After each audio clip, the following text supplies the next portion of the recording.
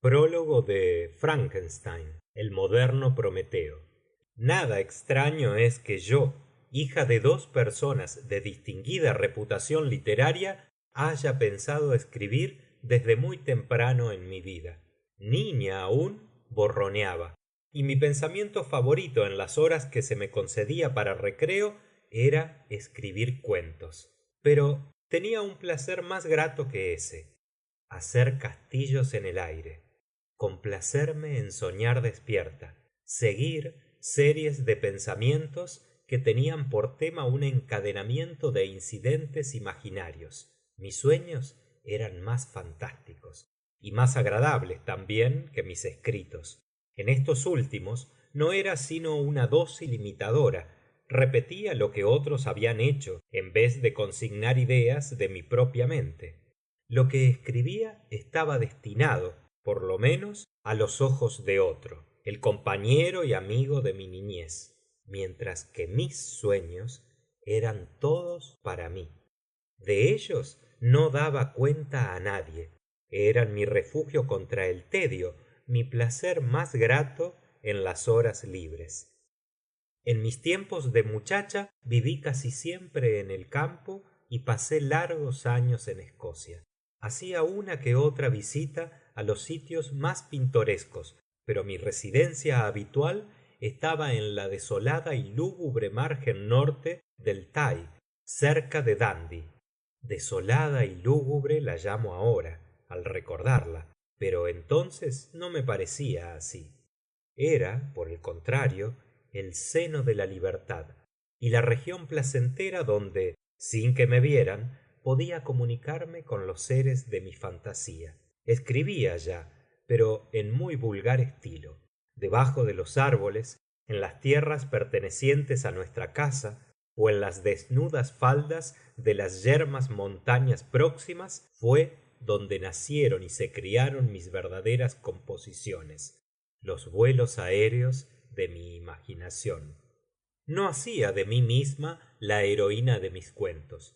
Mi vida propia me parecía una cosa muy opaca. No podía figurarme que iban a ser mi suerte alguna vez las aflicciones románticas o los hechos maravillosos. Pero no me limitaba a mi propia identidad, y podía poblar las horas con creaciones mucho más interesantes para mí a esa edad que mis sensaciones propias. Después mi vida se hizo más atareada y la realidad ocupó el lugar de la ficción. Mi esposo, sin embargo, se mostró desde el primer momento muy deseoso de que me revelara digna de mi origen, inscribiéndome en el libro de la fama. Me instaba siempre a que tratase de obtener reputación literaria, lo que también estaba en mi interés entonces, aunque luego eso se hizo para mí una cuestión absolutamente indiferente. Me instaba, pues, a que escribiese, no tanto con la idea de que yo podía producir algo digno de nota, sino para que pudiera juzgar él hasta dónde prometía yo cosas mejores para más adelante. No hice nada, sin embargo. Los viajes y los cuidados de la familia me absorbían el tiempo, y el estudio, en forma de lecturas, o el perfeccionamiento de mis ideas, poniéndome en contacto con su inteligencia mucho más cultivada, eran todas las ocupaciones literarias que embargaban mi atención entonces. En el verano de 1816 visitamos Suiza y nos hicimos vecinos de Lord Byron. Al principio pasábamos nuestras felices horas en el lago de Ginebra o vagando por sus orillas, y Lord Byron, que escribía entonces el tercer canto de Childe Harold, era el único de nosotros que asentaba en el papel sus pensamientos. Estos, a medida que su autor nos los iba presentando envueltos en toda la luz y armonía de la poesía, parecían hacer divinas las glorias del cielo y de la tierra, cuya influencia compartíamos con él. Pero el verano resultó húmedo, desagradable. A menudo una lluvia incesante nos confinaba en la casa durante días enteros. Algunos volúmenes de cuentos de aparecidos, traducidos del alemán al francés, cayeron en nuestras manos. Estaban entre ellos la historia del amante inconstante que, cuando creía alcanzar a la novia a quien había hecho sus juramentos, se encontraba en los brazos de un pálido fantasma, el fantasma de la mujer abandonada. Estaba también el cuento del malvado fundador de su raza, cuyo miserable destino era dar el beso de muerte a todos los hijos de su casa fatídica, justamente cuando las criaturas llegaban a la edad en que prometen. A media noche, bajo los indecisos rayos de la luna, se veía avanzar lentamente por la sombría alameda su gigantesca y lúgubre figura, vestida como el espectro de Hamlet, de armadura completa, pero con la visera alzada. La figura se perdía en la sombra de los muros del castillo, y el espectro se encaminaba al lecho de los florecientes vástagos, sumidos en saludable sueño. Eterna pena expresaba su rostro cuando se inclinaba para besar en la frente a las criaturas, que desde ese momento empezaban a marchitarse como flores arrancadas de su tallo. No he vuelto a ver estos cuentos desde entonces, pero sus incidentes están tan frescos en mi memoria como si los hubiera leído ayer. Escribamos cada cual un cuento de aparecidos, dijo Lord Byron, y su proposición fue aceptada. Éramos cuatro. El noble autor empezó un cuento, del que imprimió un fragmento al final de su poema de Mazeppa. Shelley, más apto para encarnar ideas y sentimientos en la radiación de brillantes imágenes y en la música de los versos más melodiosos que adornan nuestra lengua, que para inventar el mecanismo de un cuento, comenzó uno fundado en los sucesos de los primeros años de su vida. El pobre Polidori tenía cierta idea horrible a propósito de una dama cuya cabeza era una calavera, castigo que había recibido por mirar por el ojo de la llave, no recuerdo qué cosa, algo muy horrible y malo.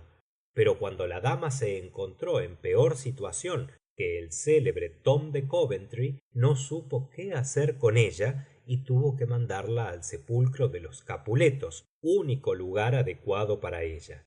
Los ilustres poetas también, fastidiados por la vulgaridad de la prosa, abandonaron en breve su antipática tarea. Yo me puse a pensar un cuento que rivalizara con los que nos habían incitado a acometer esa empresa, un cuento que hablara a los misteriosos terrores de nuestra naturaleza y despertara un horror palpitante, un cuento que diera al lector miedo de mirar en torno suyo, que helara la sangre y acelerara los latidos del corazón. Si no conseguía esas cosas, mi cuento de aparecidos no sería digno de su nombre. Pensaba y meditaba inútilmente. Sentía esa incapacidad total de invención que es la más grande aflicción de los autores cuando la inerte nada responde a nuestras ansiosas invocaciones. ¿Ha pensado usted algún cuento? Me preguntaban todas las mañanas, y todas las mañanas tenía que responder con una mortificante negativa. Todo debe tener su principio, diré remedando a Sancho Panza, y ese principio debe estar ligado a algo que ya existe. Los hindúes dan al mundo por sostén un elefante, pero hacen que el elefante se apoye en una tortuga. Confesemos humildemente que la invención no consiste en crear algo de la nada, sino del caos. Hay que contar ante todo con los materiales, porque la invención puede dar forma a substancias confusas, amorfas, pero no puede producir la substancia misma. En toda cuestión de descubrimiento e invención, hasta en las que pertenecen a la imaginación, se nos presenta continuamente la historia del huevo de Colón. Invención es la habilidad para descubrir las capacidades de un tema y la facultad de fundir y modelar ideas subordinadas a él.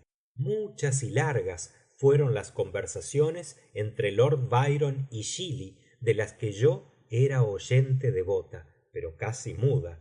En el curso de una de ellas se discutieron varias doctrinas filosóficas y entre otras cosas la naturaleza del principio de la vida, y si había alguna probabilidad de que se le descubriera e infundiera alguna vez. Se habló de los experimentos del doctor Darwin. No me refiero a lo que el doctor hacía en realidad o decía que hacía, sino, cosa más adecuada a mi objeto, a lo que se decía entonces que había hecho. A propósito de que, por no sé qué medios extraordinarios, había conseguido que empezara a agitarse con movimientos voluntarios un pedazo de fideo que conservaba en una caja de cristal. Después de todo, no era así como podría darse la vida. Tal vez se llegaría a reanimar un cadáver, y el galvanismo había dado pruebas de esas cosas.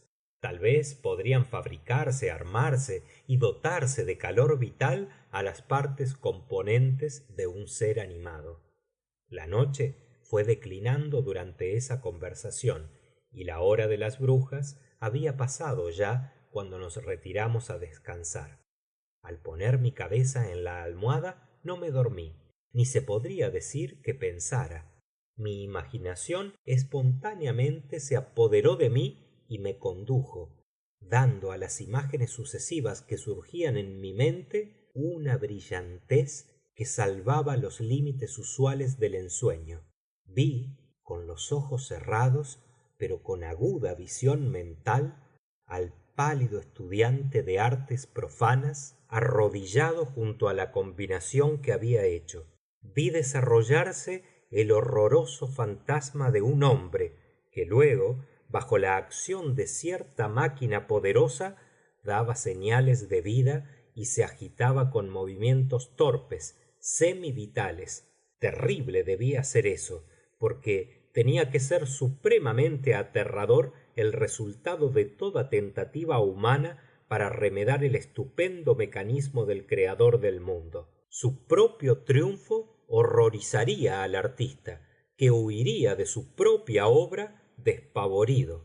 Tendría la esperanza de que, abandonada a sí misma, la leve chispa de vida que había infundido se extinguiría, que esa cosa que había recibido una animación tan imperfecta volvería a hacerse materia muerta, y que él, su creador, podría dormir confiado en que el silencio de la tumba aniquilaría para siempre la efímera existencia del horrendo cadáver que había considerado como la cuna de la vida. Duerme, en efecto, pero lo despiertan. Abre los ojos, ve al horrible ser a su cabecera, apartando las cortinas y mirándolo con ojos amarillos, acuosos, pero reflexivos. Yo abrí los míos aterrada. La idea me posesionó de tal modo que corrió por mí un escalofrío de miedo, y ansié cambiar la imagen espectral de mi fantasía por las realidades que me rodeaban. Veo a éstas todavía, el aposento mismo, el piso oscuro, los postigos cerrados, con la luz de la luna luchando a través de ellos, y la impresión que tenía de que el cristalino lago y los altos y blancos Alpes estaban al otro lado. No podía librarme tan fácilmente de mi horrendo espectro. Este seguía asediándome. Tenía que tratar de pensar en alguna otra cosa. Recurrí a mi cuento de aparecidos, a mi engorroso e infortunado cuento de aparecidos. Ah, si pudiera idear uno que asustara al lector como me había asustado yo esa noche. Rápida como la luz y no menos alegradora fue la idea que me asaltó entonces. Lo he encontrado. Lo que me ha aterrado a mí aterrará a los otros, y no tengo más que describir el espectro que ha asediado mi almohada esta noche. A la mañana siguiente anuncié que había pensado un cuento. Ese mismo día empecé con las palabras era una triste noche de noviembre, haciendo una simple transcripción de los horrores que había soñado despierta. Al principio pensé solo en unas cuantas páginas, en un cuento corto, pero Shelley me instó a que desarrollara la idea más ampliamente. En realidad no debía mi esposo la indicación de un solo incidente, ni tal vez de una sola serie de sensaciones. Sin embargo, de no haber sido por sus instancias, eso no habría tomado nunca la forma en que se presentó al mundo. El hecho en que se funda esta novela no es imposible, no es algo que no pueda ocurrir. Al menos así lo han supuesto el doctor Darwin y varios escritores fisiólogos alemanes. No debe pensarse que yo doy el mínimo grado de serio crédito a semejante fantasía, pero al aceptarla como base de una obra de imaginación, no he tratado simplemente de urdir una serie de terrores sobrenaturales. El hecho en que se concentra el interés del relato está exento de las desventajas de un simple cuento de aparecidos o de encantamiento.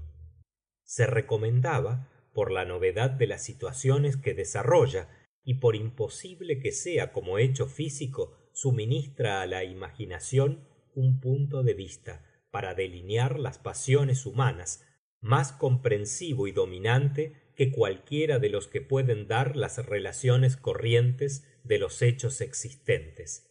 He tratado, pues, de mantener la verdad de los principios elementales de la naturaleza humana, aunque no he tenido escrúpulos para innovar con respecto a sus combinaciones.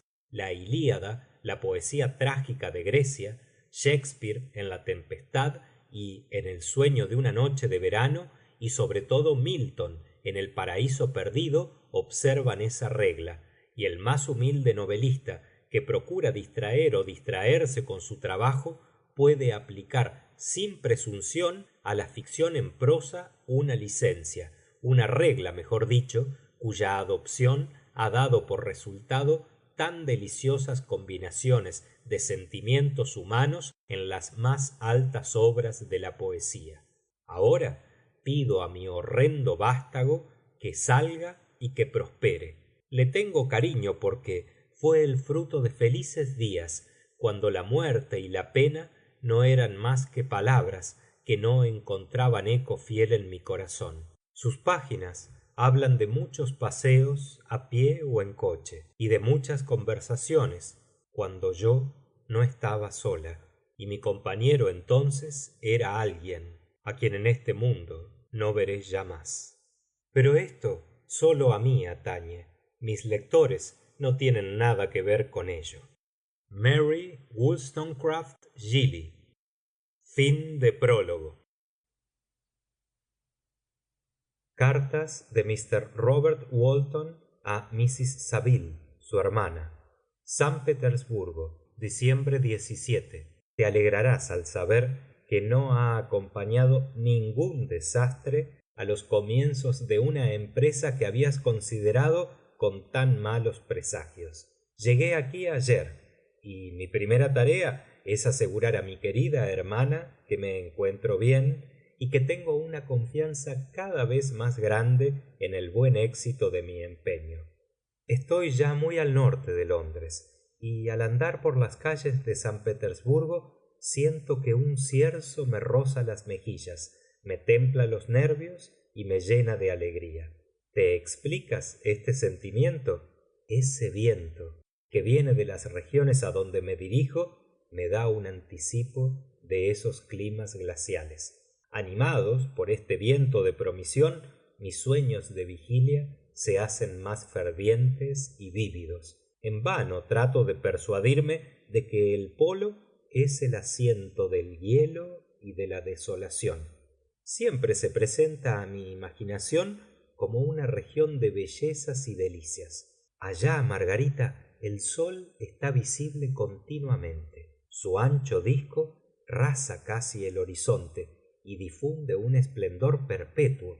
Allá, porque con tu permiso, hermana, voy a poner alguna confianza en los navegantes anteriores, allá la helada y la nieve no existen, y navegando por un mar tranquilo podemos vernos llevados a una tierra que excede en maravillas y en hermosura a todas las regiones descubiertas hasta hoy en el globo habitable.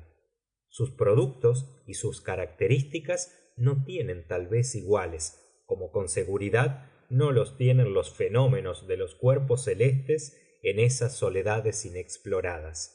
¿Qué no puede esperarse en un país de luz eterna? Puede ser que descubra allá la fuerza maravillosa que atrae a la aguja, y puede ser que ponga en orden 1000 observaciones celestes que sólo requieren este viaje para que sus aparentes excentricidades queden permanentemente fijas.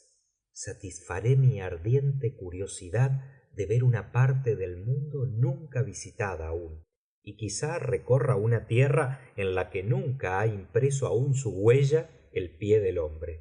He ahí lo que me atrae, y eso basta para dominar todo temor de peligro o de muerte, y para inducirme a emprender el laborioso viaje con la alegría que siente un niño cuando se embarca en un botecito con sus compañeros de día de fiesta, en expedición descubridora por un río nativo.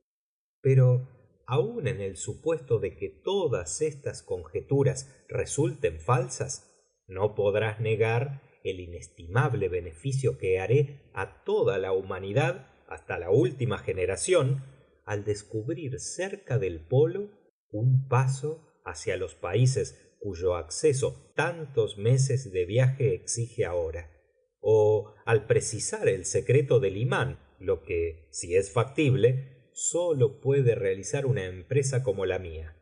Estas reflexiones han disipado la agitación con que empecé mi carta, y siento que mi corazón arde con un entusiasmo que me eleva al cielo, porque nada contribuye tanto a tranquilizar la mente como un propósito firme, un punto en el cual el alma pueda fijar sus ojos intelectuales. Esta expedición ha sido el sueño favorito de mis primeros años.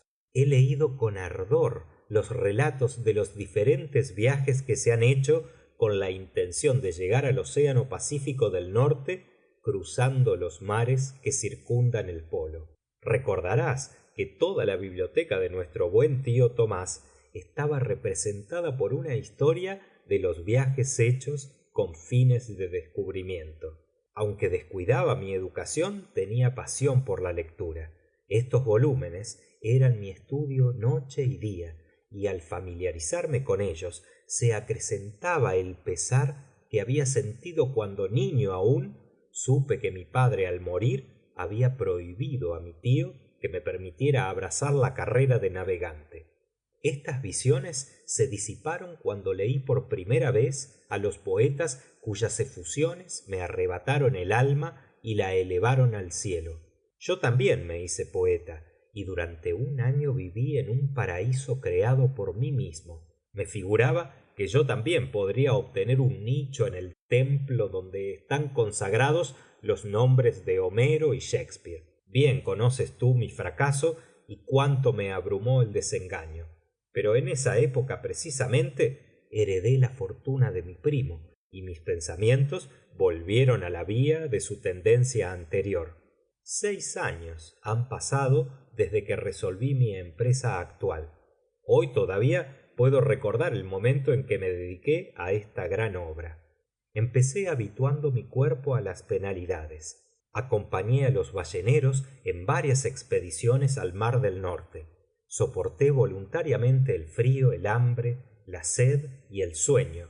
Muchas veces trabajaba más rudamente que los marineros durante el día, y consagraba mis noches al estudio de las matemáticas, de la teoría de la medicina y de las ramas de la ciencia física de que un aventurero naval pudiera sacar las más grandes ventajas prácticas. 2 veces me contraté como segundo piloto en un barco ballenero de Groenlandia, y me desempeñé de una manera admirable. Debo confesar que me sentí un poco orgulloso cuando el capitán me ofreció el segundo puesto en el barco, rogándome con mucho empeño que me quedara. Tan valiosos consideraba mis servicios. Y ahora, querida Margarita, ¿no merezco realizar alguna grande obra? Mi vida podría haber transcurrido en la holgura y el lujo, pero preferí la gloria a todos los halagos que la riqueza ponía en mi camino. Que responda afirmativamente alguna voz alentadora. Mi valor y mi resolución son firmes, pero mis esperanzas vacilan y mi ánimo decae a menudo. Estoy por emprender un largo y difícil viaje, cuyas emergencias exigirán toda mi fortaleza.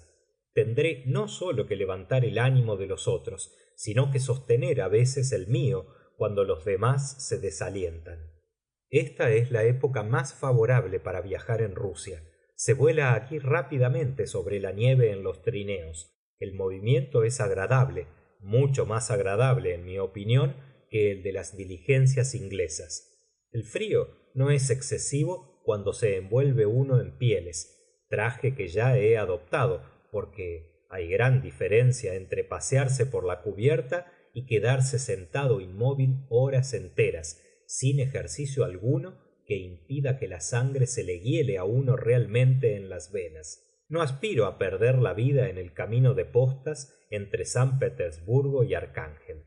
Saldré de esta última población dentro de 2 o 3 semanas y me propongo alquilar allá un barco, lo que puede hacerse fácilmente pagando el seguro por el dueño, y contratar también los marineros que considere necesarios entre los que se dedican a la pesca de la ballena. No tengo la intención de hacerme a la vela sino en el mes de junio. ¿Y cuándo volveré? Ah, querida hermana, ¿cómo satisfacer esa pregunta? Si llego a triunfar, muchos meses, años tal vez, pasarán antes de que podamos juntarnos tú y yo. Y si fracaso, volverás a verme pronto o nunca. Adiós, mi querida, excelente Margarita. Que el cielo haga llover bendiciones sobre ti y me salve a mí, para que pueda atestiguar muchas veces mi gratitud por todo tu cariño y tu bondad. Tu apasionado hermano. Arcángel, marzo 28. Cuán lentamente pasa el tiempo aquí, cercado como estoy por el hielo y la nieve. Sin embargo, he dado el segundo paso en mi empresa. He alquilado un barco y estoy ocupado en reunir mis marineros. Los que he contratado ya parecen ser hombres en quienes se puede confiar, y con seguridad están dotados de valor intrépido. Hay, sin embargo, una necesidad que no he podido llenar nunca, y ahora considero un mal muy serio esa falta. No tengo aquí ningún amigo, Margarita. De modo que, cuando esté ardiendo en entusiasmo por el triunfo, no habrá nadie que comparta mi alegría. Y cuando me asalte el desconsuelo, nadie tratará de sacarme de mi abatimiento. Es cierto que puedo confiar al papel mis pensamientos, pero ese es un pobre medio de comunicar las impresiones. Ansío la compañía de un hombre que simpatice conmigo, cuyos ojos respondan a los míos.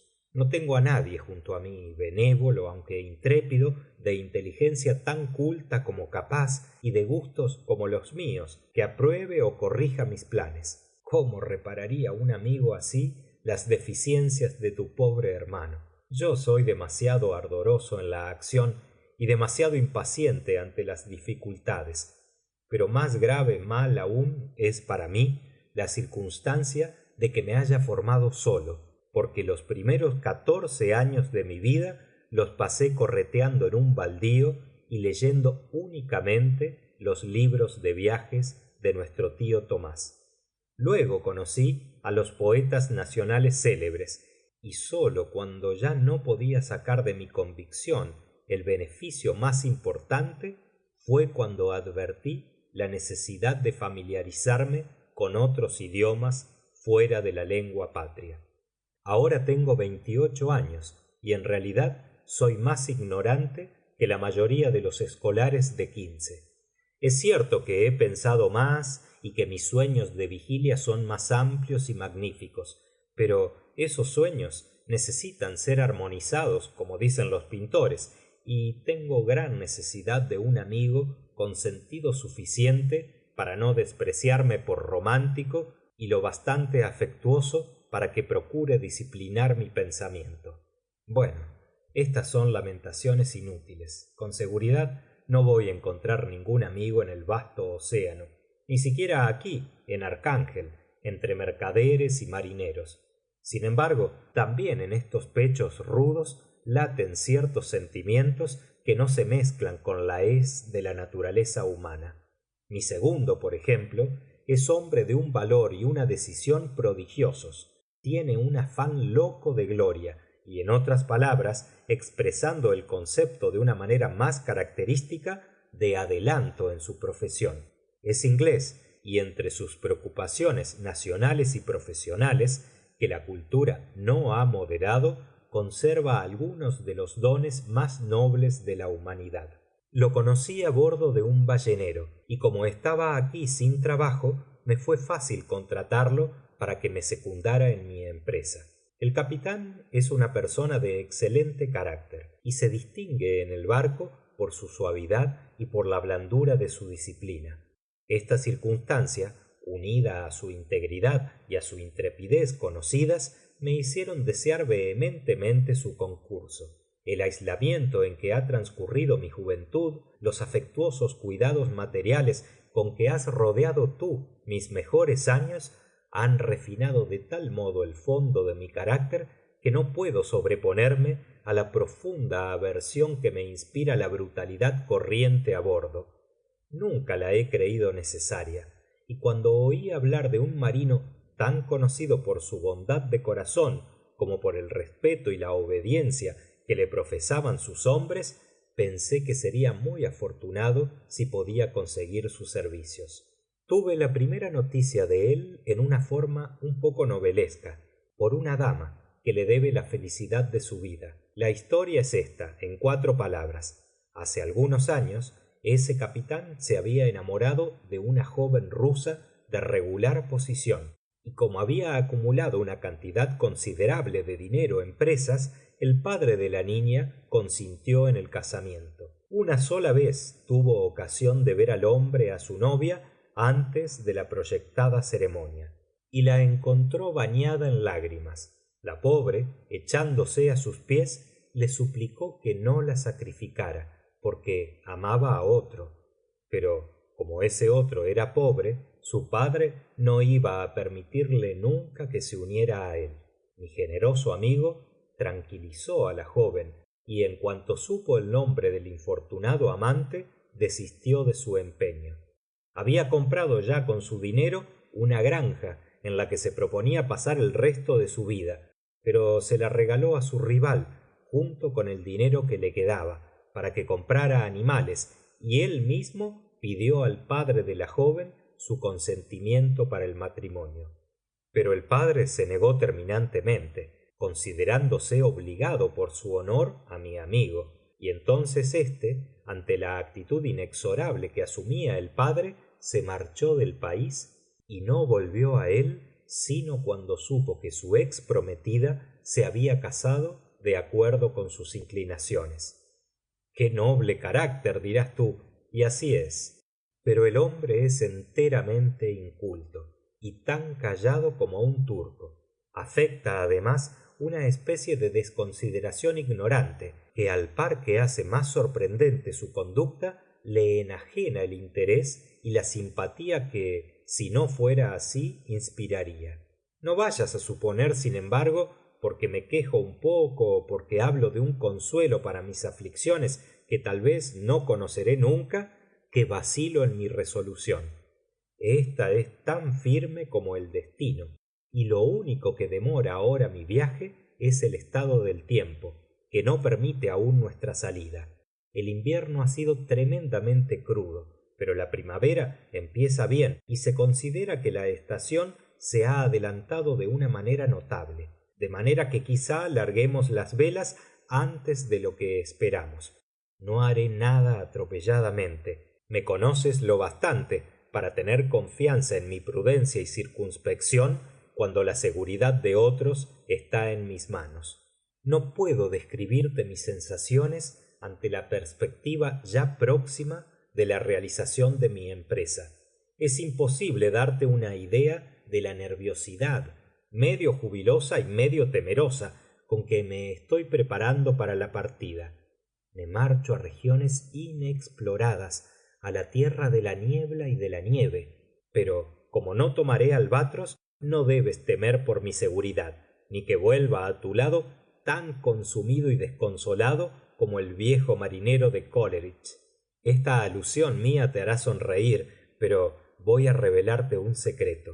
Muchas veces he atribuido a esa producción del más imaginativo de los poetas modernos mi afición, mi apasionado entusiasmo por los peligrosos misterios del océano. Hay algo que obra en mi alma y que no comprendo. Yo soy un hombre industrioso, laborioso, un obrero que trabaja con afán y perseverancia, pero, aparte de eso, a todos mis planes se mezcla un amor a lo prodigioso, una creencia en las maravillas, que me saca de los senderos trillados por los hombres hasta el mar fantástico y las regiones desconocidas que voy a explorar ahora. Pero volvamos a consideraciones más gratas. ¿Volveré a verte después de haber cruzado inmensos mares y de haber dado la vuelta al cabo más meridional de África o de América? No me atrevo a esperar tan gran triunfo, pero tampoco puedo decidirme a considerar el reverso de la medalla. Por ahora, sigue escribiéndome en toda oportunidad. Puede ser que reciba tus cartas precisamente en los momentos en que más las necesite para sostener mi ánimo. Te quiero entrañablemente. Recuérdame con cariño si no vuelves a tener nunca más noticias mías. Tu apasionado hermano. Julio 7. Querida hermana, te escribo estas pocas líneas a toda prisa para decirte que estoy bien y muy adelantado en mi viaje. Esta carta irá a Inglaterra por un buque mercante que regresa ahora allá desde Arcángel, más afortunado que yo, que tal vez no vuelva a ver mi país natal por muchos años. Estoy contento, sin embargo. Mis hombres son arrojados y al parecer firmes en su propósito, pero no los desalientan las flotantes sábanas de hielo que pasan continuamente junto a nosotros, indicando los peligros de la región a donde nos dirigimos. Hemos llegado ya a una latitud muy alta, pero estamos en pleno verano, y aunque los vientos del sur que nos impulsan rápidamente hacia las costas que tanto ansío alcanzar no son tan cálidos como en Inglaterra, contienen aún cierta tibieza confortante que no esperaba de ellos. No han ocurrido hasta hoy incidentes que puedan figurar en una carta. Uno que otro ventarrón violento y la aparición de un rumbo en el casco son accidentes que los navegantes expertos casi no se acuerdan de consignar, y me consideraré muy feliz si no nos sucede más que eso durante el viaje. Adiós, querida Margarita. Ten la seguridad de que por mí mismo, así como por ti, no desafiaré temerariamente al peligro. Seré frío, perseverante y prudente. Pero, ¿coronará el buen éxito mi empresa? ¿Por qué no? Hasta hoy he marchado abriéndome un camino seguro por sobre los mares sin huellas. Las estrellas son testigos y testimonios de mi triunfo. ¿Por qué no he de seguir andando sobre este elemento salvaje pero sumiso? ¿Qué es lo que puede detener al corazón resuelto y a la voluntad decidida del hombre? Mi corazón repleto se vuelca así involuntariamente. Pero tengo que concluir. Bendiga el cielo a mi querida hermana. Fin de la sección número 1. Cartas de Mr. Robert Walton a Mrs. Saville, su hermana.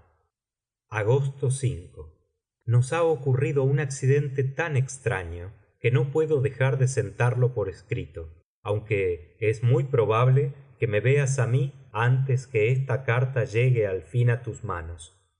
El lunes pasado, 31 de julio, el hielo nos rodeaba casi por completo, cercando al buque por todas partes, sin dejarle más espacio libre que el agua en que flotaba. Nuestra situación era, pues, un poco peligrosa, sobre todo porque también nos envolvía una niebla muy densa. Nos quedamos a la capa, por consiguiente, esperando que se produjera algún cambio en la atmósfera y en el tiempo. Como a las 2 se disipó la niebla, y pudimos contemplar vastas planicies heladas y regulares que se extendían a todos los vientos y que parecían no tener término. Algunos de los hombres refunfuñaban y a mí también se me empezaba a cargar de ansiedad el pecho, cuando un espectáculo extraño nos llamó de pronto la atención, apartando nuestro pensamiento de la situación en que estábamos. A la distancia de media milla vimos un vehículo chato, un trineo seguramente, tirado por perros, que pasaba en dirección al norte. Sentado en él y guiando a los perros iba un ser que tenía la figura de un hombre, aunque por su corpulencia parecía ser más bien un gigante. Estuvimos siguiendo con los anteojos la marcha rápida del viajero hasta que éste se perdió entre las lejanas rugosidades del hielo. Esa aparición nos dejó completamente maravillados. Creíamos estar entonces a muchas millas de toda costa, y lo que acabábamos de ver parecía denotar que la tierra no se encontraba realmente tan distante como suponíamos. Pero, rodeados por el hielo como estábamos, era imposible seguir la huella del extraño viajero, detalle que habíamos observado con la mayor atención. Como 2 horas después de este suceso oímos mar de fondo, y antes que cerrara la noche se partió el hielo libertando a nuestro buque. Pero seguimos a la capa hasta que clareara el día, temiendo chocar en la obscuridad con las enormes masas de hielo desprendidas que quedaban flotando al abrirse el mar. Aproveché ese tiempo para descansar unas cuantas horas. Por la mañana, tan pronto como hubo luz, subí a la cubierta y encontré a todos los marineros apiñados en un costado del buque, hablando al parecer con alguien que estaba en el mar. En efecto, había allí un trineo como el que habíamos visto la víspera y que había llegado al garete hasta nosotros durante la noche en un gran témpano. Sólo un perro quedaba vivo, pero había también un ser humano al que los marineros instaban para que subiera a bordo. Y ese viajero no era, como había parecido el otro, un habitante salvaje de alguna isla ignorada, sino un europeo. Al verme sobre cubierta, el capitán dijo: aquí está nuestro comandante, y él no va a permitir que perezca usted en alta mar. El desconocido me dirigió entonces la palabra, expresándose en inglés, aunque con acento extranjero. Antes de subir a bordo, dijo, tenga la bondad de decirme a dónde van ustedes. Puedes imaginar mi sorpresa ante esa pregunta hecha por un hombre que estaba al borde de la ruina, y para el que mi buque, como lo habría supuesto cualquiera, era un recurso que no habría cambiado él por el bien más precioso que puede dar la tierra.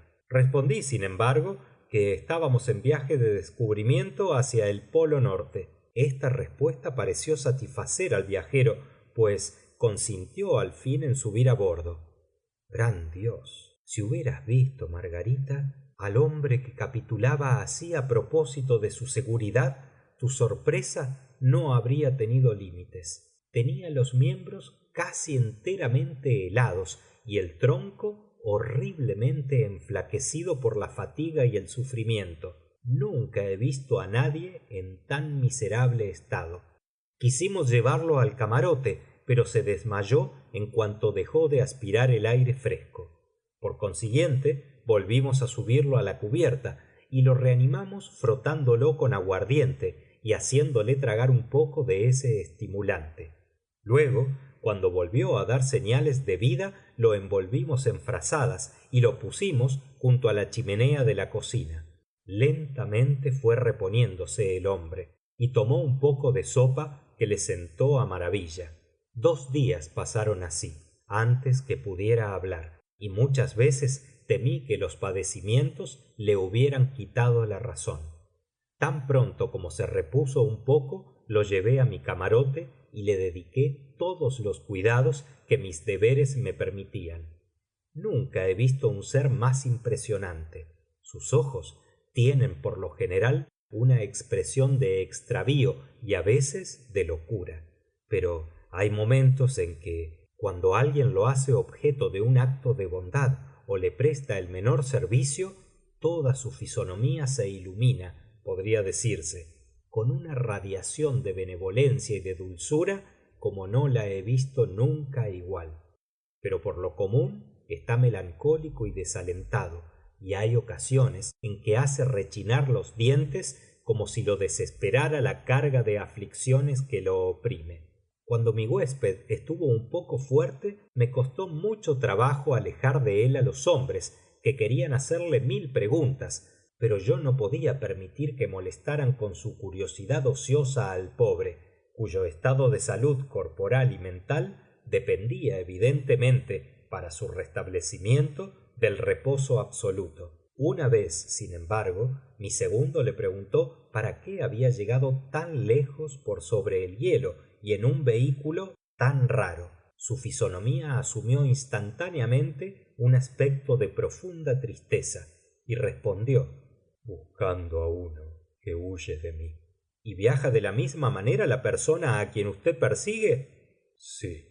Entonces, creo que la hemos visto, porque la víspera del día que recogimos a usted, vimos un hombre que atravesaba el hielo en un trineo tirado por perros.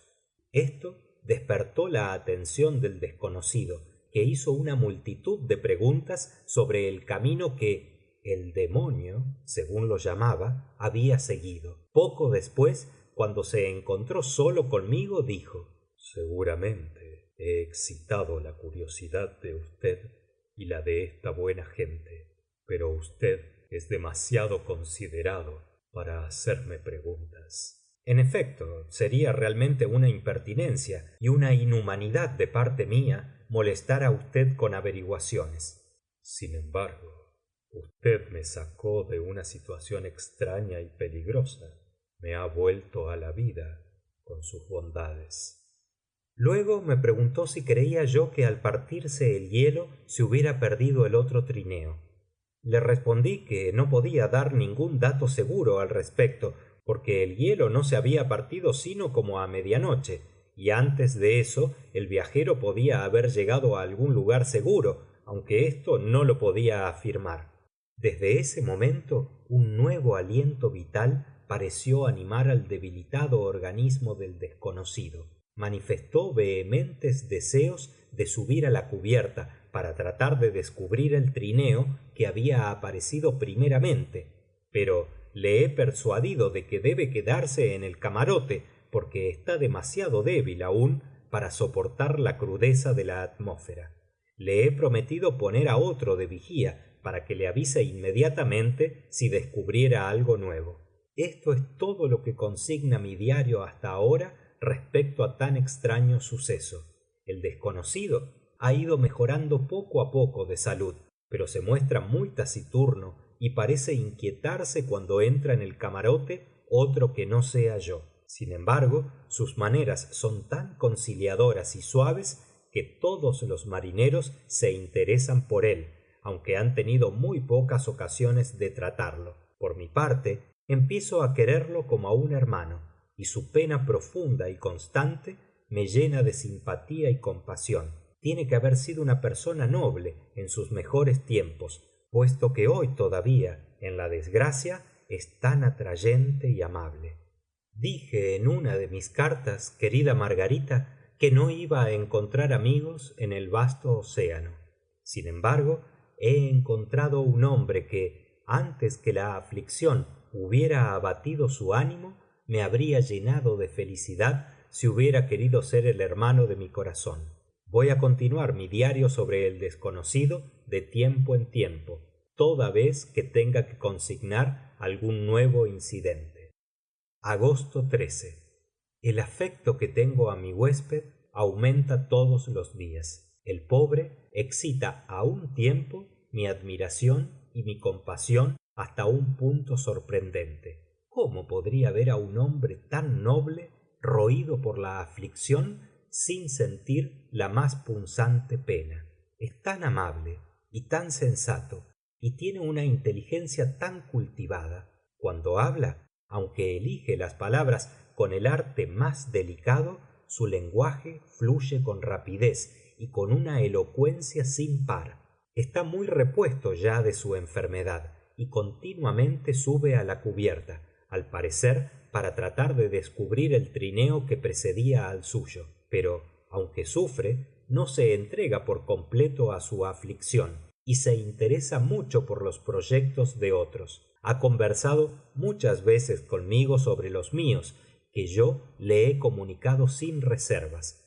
Se enteraba atentamente de todos mis argumentos en favor de mi buen éxito probable, y hasta del mínimo detalle de las medidas que he tomado para asegurar el triunfo, y por la simpatía que demostraba me vi inducido a hablarle con el lenguaje del corazón, a dar salida al fuego que me abrasa el alma, a decir, en fin, con todo el fervor que siento, cuán alegremente sacrificaría mi fortuna, mi existencia, todas mis esperanzas a la realización de mi empresa.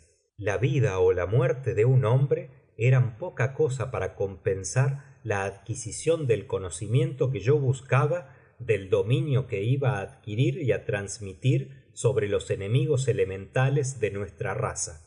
Mientras hablaba así, una sombra de tristeza iba esparciéndose por la fisonomía de mi interlocutor.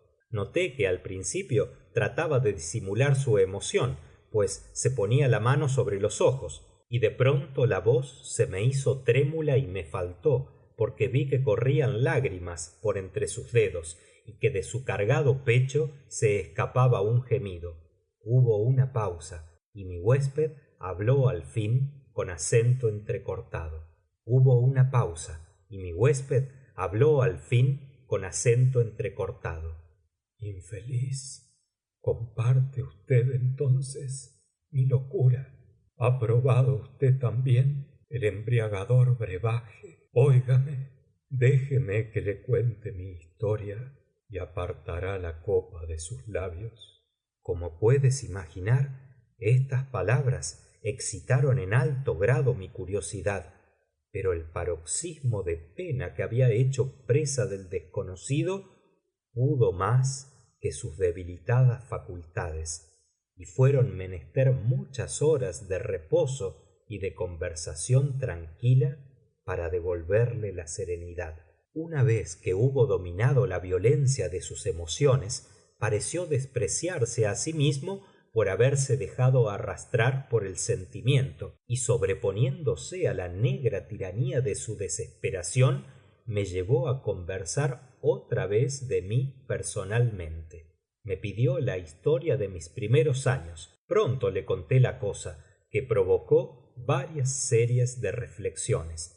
Hablé de mi anhelo de encontrar un amigo, de mi sed de simpatía con una inteligencia compañera más íntima que la que me había cabido en suerte hasta entonces, y expresé mi convicción de que de poca felicidad podía jactarse el hombre que no tuviera esa bendición del cielo. Convengo con usted, dijo el desconocido. Somos seres informes, hechos sólo a medias, cuando uno más sensato, mejor y más querido que nosotros, como debe ser un amigo, no nos presta su ayuda para perfeccionar nuestra débil e imperfecta naturaleza.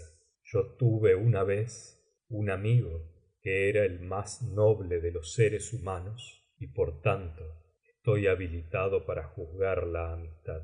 Usted tiene esperanzas y el mundo por delante y ningún motivo de desesperación, pero yo lo he perdido todo y ya no puedo empezar de nuevo la vida. Al decir esto, su fisonomía expresó una pena honda, constante, que me tocó el corazón, pero se calló y enseguida se retiró a su camarote. Aunque su ánimo está abatido, nadie siente más profundamente que él las bellezas de la naturaleza. El cielo estrellado, el mar y todos los espectáculos que ofrecen estas maravillosas regiones parecen tener todavía el poder de elevar su alma sobre la tierra. Un hombre así hace una vida doble. Puede sufrir aflicciones y estar abrumado por el desaliento, y sin embargo, cuando se concentra en sí mismo, es como un espíritu celeste que tiene una aureola a su alrededor, círculo dentro del cual no se aventura ningún pesar o locura. te hace sonreír el entusiasmo con que me expreso acerca de este divino viajero. No harías eso si lo conocieras. A ti te han instruido y refinado los libros y tu retiro del mundo, y por eso eres un poco exigente, pero así estás más preparada precisamente para apreciar los extraordinarios méritos de este hombre maravilloso. A veces he procurado descubrir qué cualidad es la que posee y que lo eleva a tan inmensurable altura sobre todas las personas que conozco. Creo que es un discernimiento intuitivo, una facultad de juicio rápida, pero siempre certera, una penetración de las causas de las cosas, sin rival en materia de claridad y precisión. Agrega a esto una facilidad de expresión y una voz cuyas variadas entonaciones son música que subyuga al alma. Agosto 19. El desconocido me dijo ayer: señor Walton, fácilmente puede ver usted que yo he sufrido grandes e incomparables desgracias. Hubo un tiempo en que resolví que el recuerdo de estos males moriría conmigo, pero usted me ha inducido a alterar mi determinación.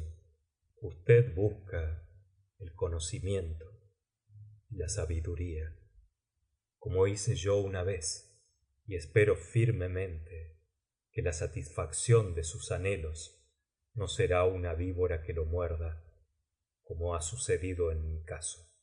No sé si el relato de mis desastres le será útil, pero cuando pienso que usted sigue el mismo camino, exponiéndose a los mismos peligros que han hecho de mí lo que soy, me figuro que podrá deducir de mi ejemplo una moral apropiada, que lo dirija si triunfa en su empresa o que lo consuele si fracasa. Prepárese para conocer hechos que por lo común se consideran maravillosos.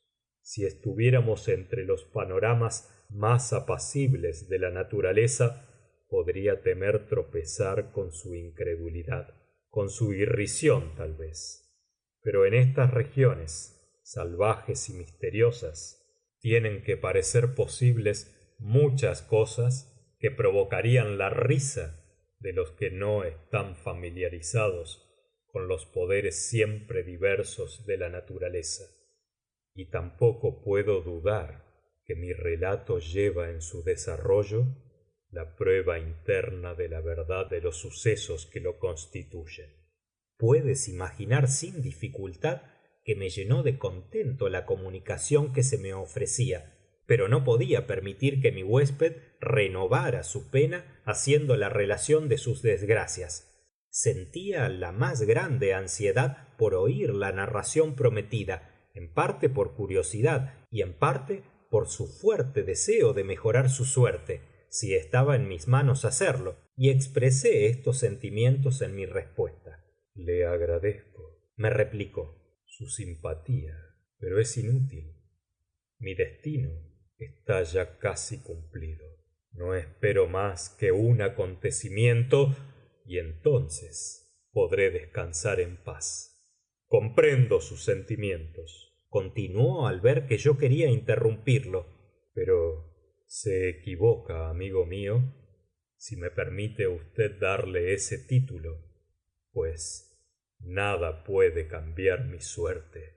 Oiga mi historia y verá cuán irrevocable es ya.